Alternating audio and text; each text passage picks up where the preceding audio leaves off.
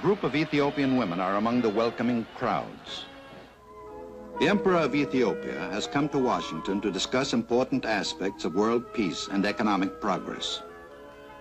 He confers with President Kennedy on African problems and aspirations in these vital areas.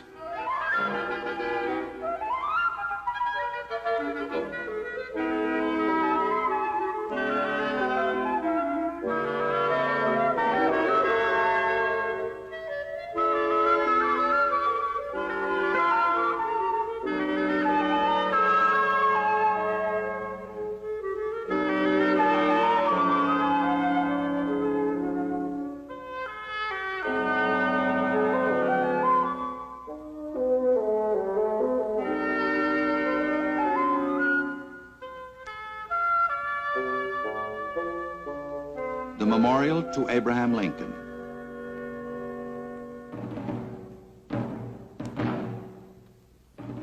The Emperor and his party arrive at the Lincoln Memorial to place a silver wreath in honor of the American president, who is an international symbol of unity and freedom. President Kennedy's Secretary of Interior, Stuart Udall, accompanies the Emperor.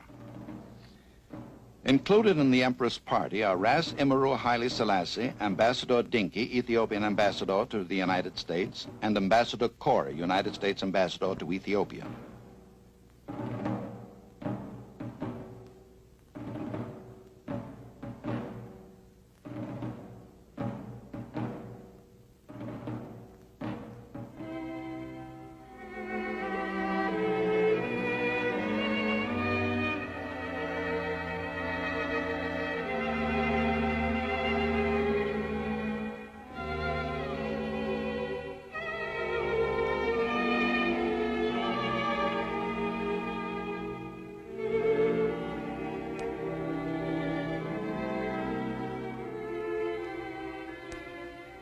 Mr. Udall reads from Abraham Lincoln's immortal Gettysburg Address. They gave the last full measure of devotion. That we here highly resolve that these dead shall not have died in vain, that this nation under God shall have a new birth of freedom, and that government of the people, by the people, for the people, shall not perish from the earth.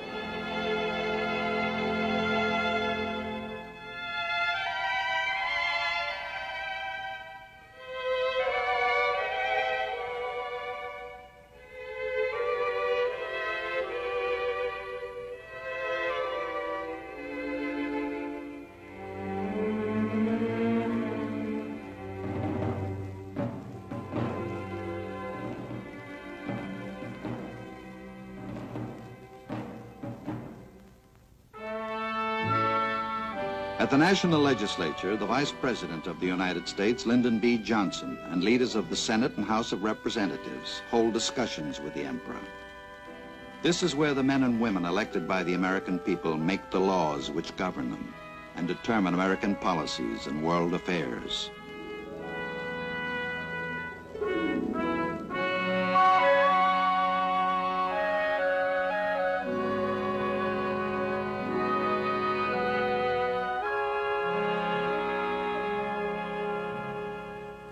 In the same room where President Kennedy holds his press conferences, the Emperor meets with over 500 representatives of the American and world press. He describes the purpose of his visit: to renew his acquaintance with our nation and to ensure that the ties of friendship which have linked the two countries over the years will be maintained and strengthened.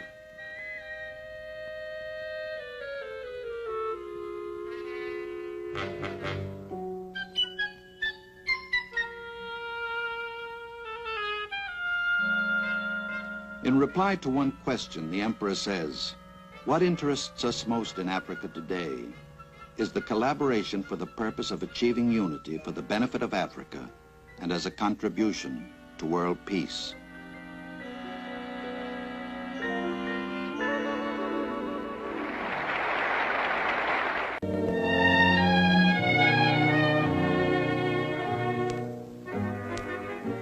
Departing Washington, the Secretary of State, Dean Rusk, and Mrs. Rusk accompany the royal party to a heliport at the Naval Observatory near downtown Washington.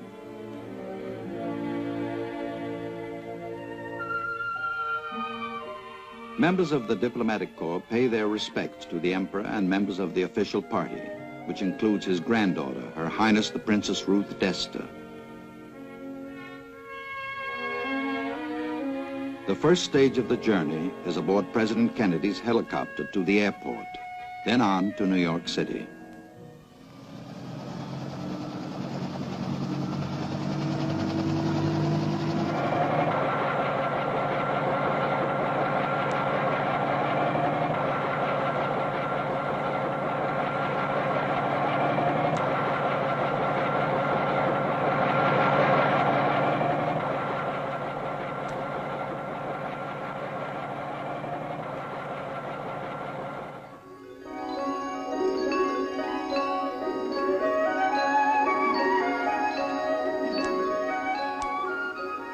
New York, America's largest city. Towers of concrete and steel and organized stone probe the sky. Here, knowledge and culture are available to all who seek it.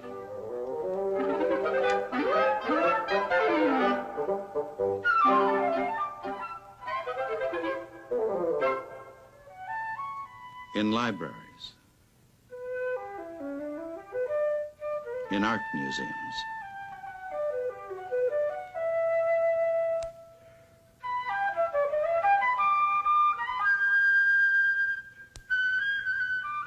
in cultural centers. Here is the library of the famed Columbia University, where Princess Ruth and many other Ethiopians have studied.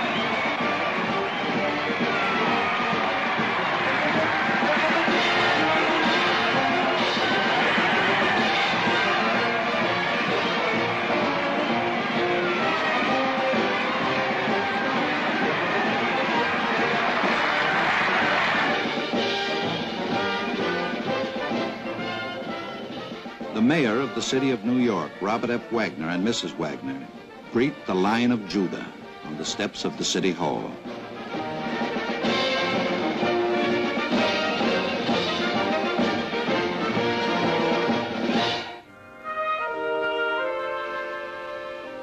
En route to the United Nations, where an open forum, nations can share the benefits of peaceful association.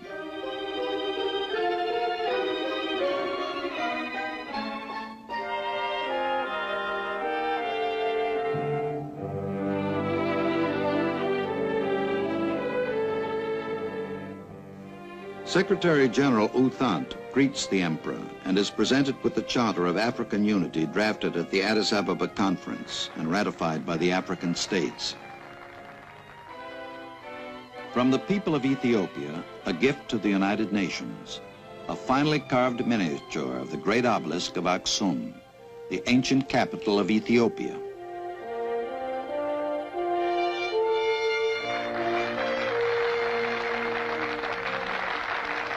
The Emperor addresses a special meeting of the General Assembly.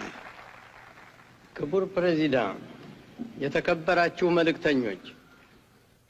Charter of the United Nations expresses the noblest aspirations of man, the abjuration of force in the settlement of disputes between states, the assurance of human rights and fundamental freedoms for all without distinction as to race, sex, language, or religion, the safeguarding of international peace and security.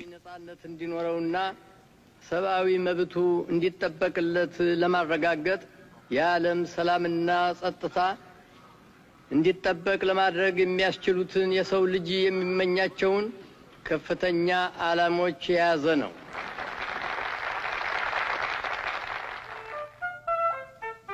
Television is another medium of communication through which millions of Americans see and hear the Emperor. On a program devoted to current events, the sight and sound of free discussion is transmitted to the television audience.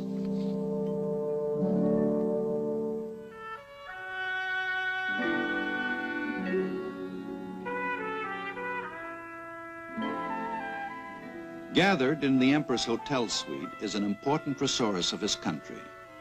Young people increasing their knowledge in the universities of America. One of the most satisfying moments of his tour, a face-to-face meeting with many of the Ethiopian students. In gratitude, they present him with a silver service.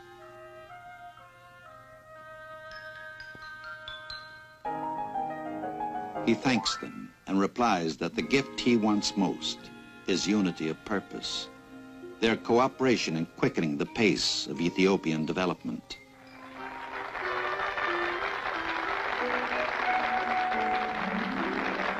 All are working toward this goal.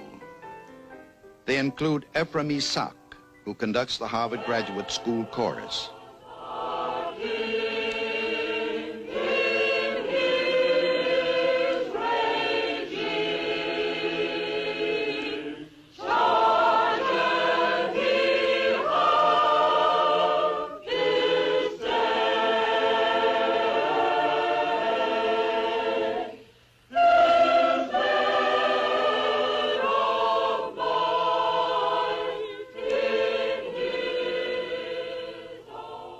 His mission?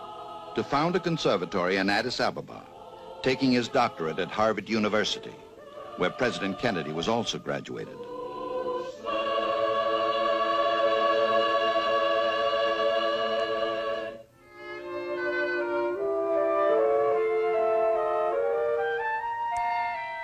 At Cornell University, Miss Abba Walder-Rufael, a graduate nurse from Ethiopia, takes her degree in medical education so that she may go back to her country and instruct others how to teach this science.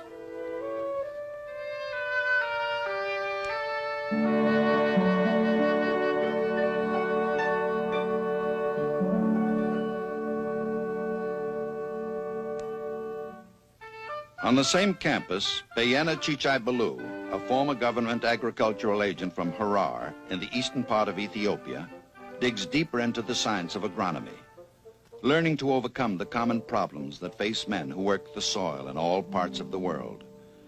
His specialty is animal husbandry. Laboratory and field experiments relate to the types of problems he will find in helping to attain greater yields from Ethiopian fields and livestock.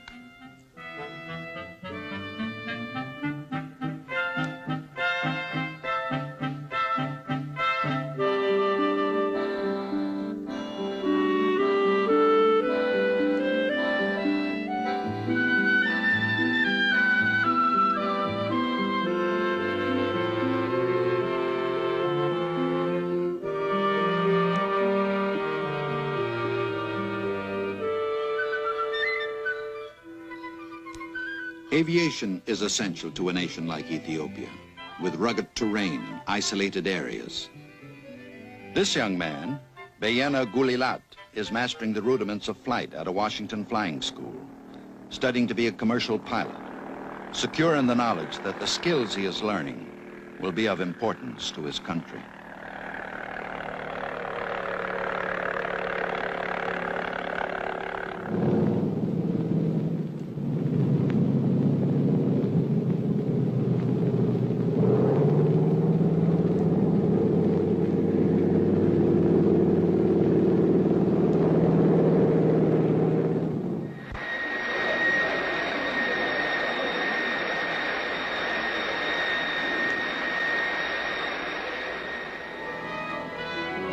The knowledge and skills of America have been made available to these students through the dedication and foresight of their Emperor, Haile Selassie. His visit to the United States is brightened by their progress, and the United States has been honored by his presence.